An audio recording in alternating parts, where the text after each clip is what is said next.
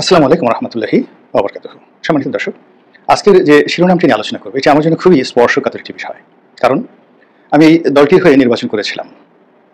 আর আগামীতে এই দলের মনোনয়ন চাইবো কি চাইবো না, এটি পরের বিষয়। কিন্তু যারা আমার দর্শক এবং শ্রোতা, তারা সবাই মনে করেন যে উনি আগামীতে হয়তো বিএনপির মনোনয়ন চাইবেন। তো বিএনপির মনোনয়ন যদি চাইতে হয়, তাহলে শতভাগ বিএনপির পক্ষে কথা বলতে হবে এবং বিএনপির বিরুদ্ধে কথা বলা যাবে না। এটি আমাদের দেশের কালচার। অন্যদিকে আমি আওয়ামী লীগ থেকে চলে এসেছি। সবার বক্তব্য হলো যে আওয়ামী লীগ থেকে আপনাকে তাড়িয়ে দেওয়া হয়েছে। এর কারণ হলো, আমাদের দেশে সাধারণত কেউ পদত্যাগ করেন না। আমাদের দেশে কেউ স্বেচ্ছায় চলে আসে না, ঘাড় ধাক্কা দিয়ে বের করে না দেওয়া পর্যন্ত কেউ যান না।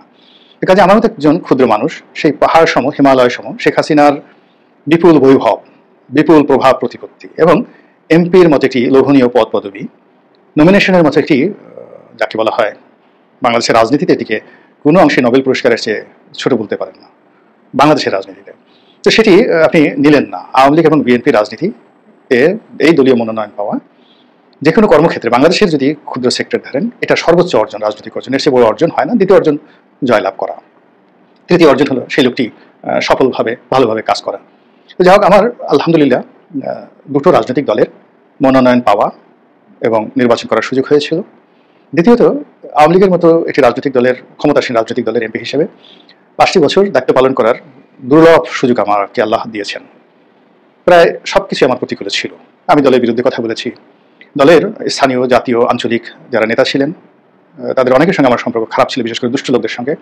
এই পুরো দুষ্ট লোকদের সাথে ফাইট করে, যুদ্ধ করে আমাকে 5 বছর এমপিগিরি করতে হয়েছে। এবং সেই কাজ করতে গিয়ে আমি কতটুকু সফল হয়েছি, ব্যর্থ হয়েছি, দুর্নাম সুনাম কি আছে না আছে, ওটা নিয়ে আমার কোনো মাথা ব্যথা নেই। কিন্তু আমি নিজের কাছে যে জবাবদিহিতে রয়েছে, আল্লাহর কাছে যে আমার জবাবদিহি রয়েছে, ওই জায়গাটাতে আমি শতভাগ, একেবারে শতভাগ আমি সঠিক অবস্থানে আছি, চিন্তা, চেতনা এবং কর্মের দিক থেকে।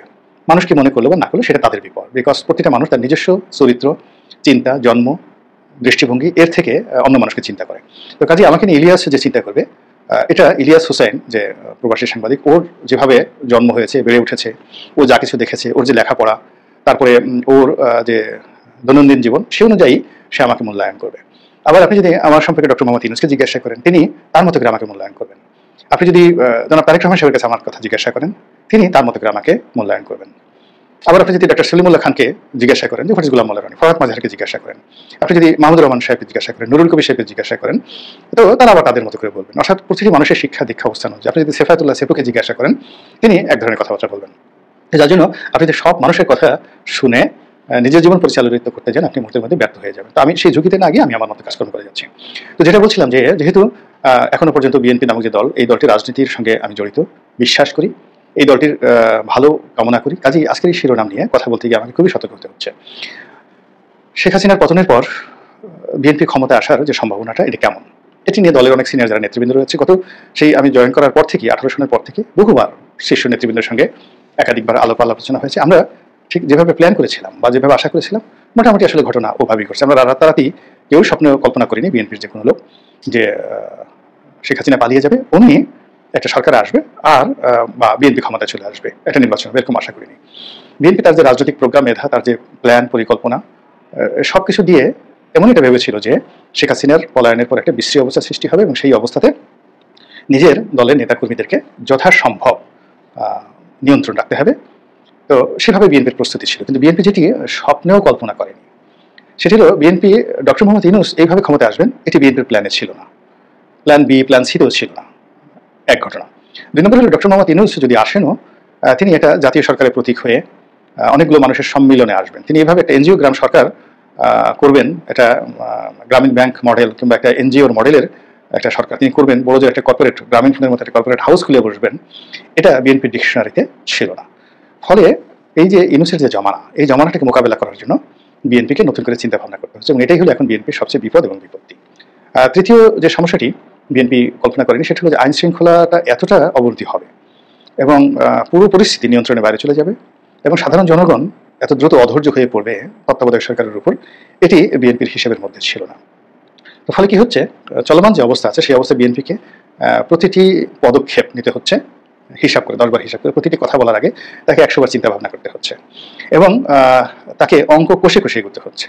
এখন তারা কি ডক্টর মোহাম্মদ ইউনূসকে সাহায্য করবে কি করবে না, তারা কি বিরোধিতা করবে কি করবে না, তারা কি ইমিডিয়েটলি নির্বাচন চাইবে কি চাইবে না। কারণ হলো বিএনপি আগের থেকেই তারা শেখ হাসিনাকে চলে যাবে, এটা রিফর্ম হবে, এই জন্য 2 বছর 2.5 বছর সময় লাগবে, এটা বিএনপি যৌক্তিকভাবে মেনে নিয়েছিল। এবং এটা আমি বলবো যে 18-19 সনে বিএনপির একটা সিদ্ধান্ত ছিল যে যারাই এই অন্তর্বর্তীকালীন সরকারে আসবেন, তত্ত্বাবধায়ক আসবেন বা ইভেন মিলিটারি গভর্নমেন্ট আসবেন, তাদেরকে নিরবচ্ছিন্নভাবে 2 বছর সময় বিএনপি দেবে, তারা বলবে না। কিন্তু যেভাবে এখন আইনশৃঙ্খলা মানে পরিস্থিতি অবনতি হচ্ছে, যেভাবে সবকিছু নিয়ন্ত্রণের বাইরে চলে যাচ্ছে, মানুষের জীবনে নাভিশ্বাস উঠছে এবং বিশৃঙ্খলাটা বাড়তে বাড়তে বাড়তে এটি এখন বিএনপি নেতাকর্মীদের উপরে উঠে আসছে। ডাকাতি করছে লেদু আর নাম পড়ছে গেদুর ফুল, কিংবা ধর্ষণ করছে গেদু, নাম পড়ছে লেদুর ফুল। এবং যেভাবে মামলা হচ্ছে, যেভাবে মোকদ্দমা হচ্ছে, চুরি হচ্ছে, ডাকাতি হচ্ছে, রাহাজানি হচ্ছে, ধর্ষণ হচ্ছে, এরপরে অরাজকতা হচ্ছে, বিশৃঙ্খলতা হচ্ছে, ব্যবসা বাণিজ্য একেবারে ক্রমশ একেবারে তলানিতের দিকে যাচ্ছে এবং প্রতিটা মানুষের মধ্যে অশান্তির আগুন দাও দাও করে জ্বলছে।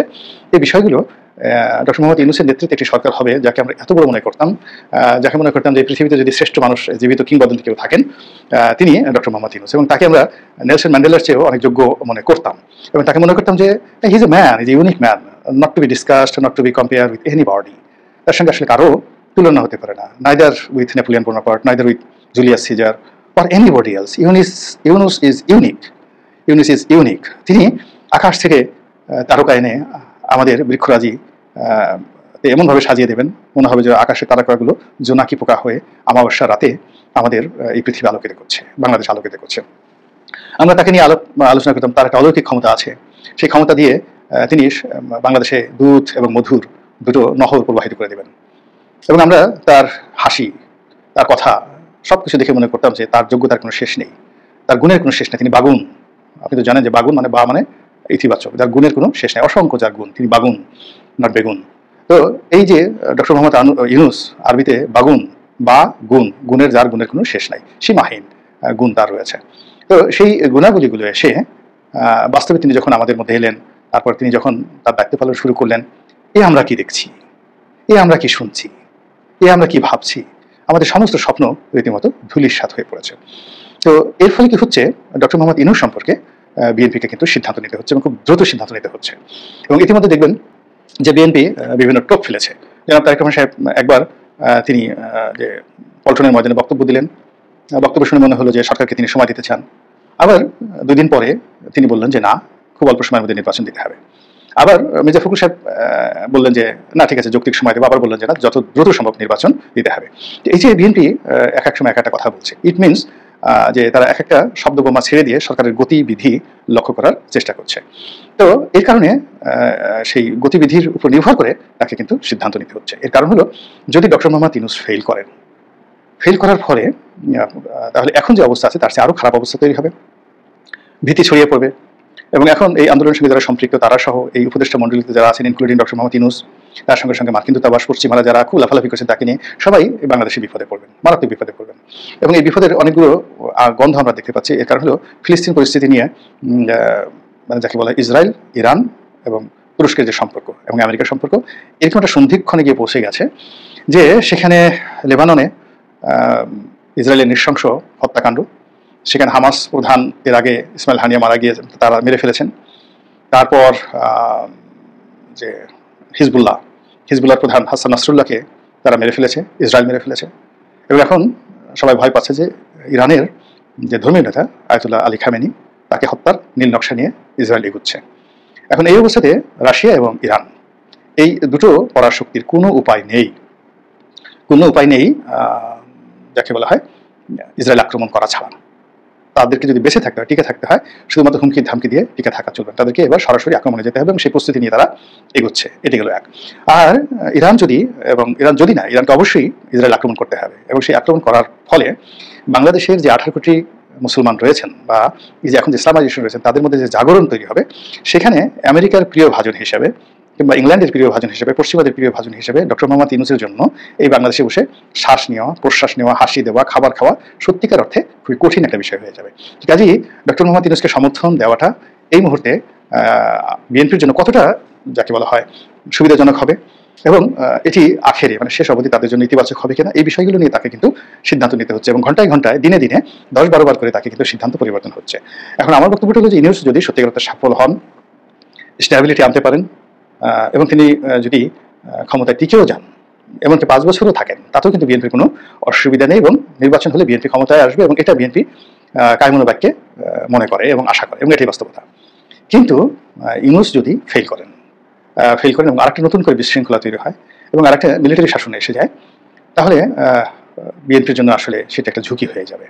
ঝুঁকি হয়ে যাবে এই কারণ হলো, জামাতের জন্য ঝুঁকি হয়ে যাবে কারণ হলো গত এই কয়েক মাসে প্রশাসন, সিভিল অ্যাডমিনিস্ট্রেশন, মিলিটারি থেকে শুরু করে বিভিন্ন জনপদে যে সকল অভিযোগের পাহাড় জমেছে সবই কিন্তু এই বিএনপি এবং জামাতের যারা নেতাকর্মী রয়েছেন, কারো মদদে রয়েছে, কারো অংশগ্রহণে রয়েছে, বা দেখা গেল কারো প্রভাবের কারণে এই ঘটনাগুলো ঘটেছে। শিক্ষা প্রতিষ্ঠান থেকে শুরু করে সচিবালয় থেকে শুরু করে দেবালয় থেকে শুরু করে শিক্ষালয় থেকে শুরু করে আরও অনেক জায়গাতে।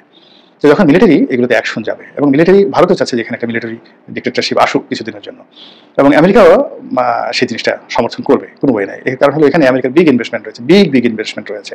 তো কাজে এখানে যদি অর্থনীতির চাকা ঠিক মতো না করে দেশ অস্থিতিশীল হয়ে যায়, তারা ইউনূসকে দিয়ে তাদের কোনো লাভ হবে না, বরং তারা ইউনূস সাহেবের চাইতে অনেক অনেক প্রিয় মানুষকে, তাদের একদম কাছের মানুষকে তারা কিন্তু বিভিন্ন সময়টাতে তারা একদম ম্যানেজ করে দিয়েছে এবং কোনো কোনো ক্ষেত্রে এমন অবস্থা হয়েছে জাস্ট আততায়ী হিসেবে তাদেরকে অ্যাসাসিনেশনের মতো ঘটনা কিন্তু আমেরিকা করেছে। তো যার জন্য আমেরিকাকে আসলে বিশ্বাস করা যায় না। তো এখন এই যে একটা সার্বিক অবস্থা, সেই অবস্থাতে বিএনপিকে খুব চিন্তা করতে হবে, ভাবনা করতে হবে। ইউনূসের পক্ষে থাকতে হলেও বা তাকে সুযোগ দিতে হলেও তাকে চিন্তা ভাবনা করে দিতে হবে। আর যদি ইউনূসের বিরোধিতা করতে হয় তাও খুব শক্তভাবে করতে হবে। কারণ হলো বিএনপি সৃষ্টি হওয়ার পর এখন যে জটিল সময়, এরকম জটিল সময়ের মধ্যে আর কখনই বিএনপি পড়েনি। আল্লাহ আমাদের সবাইকে হেদায়েত দান করুন এবং হেফাজত করুন। আসসালামু আলাইকুম ওয়া রাহমাতুল্লাহি ওয়া বারাকাতুহু।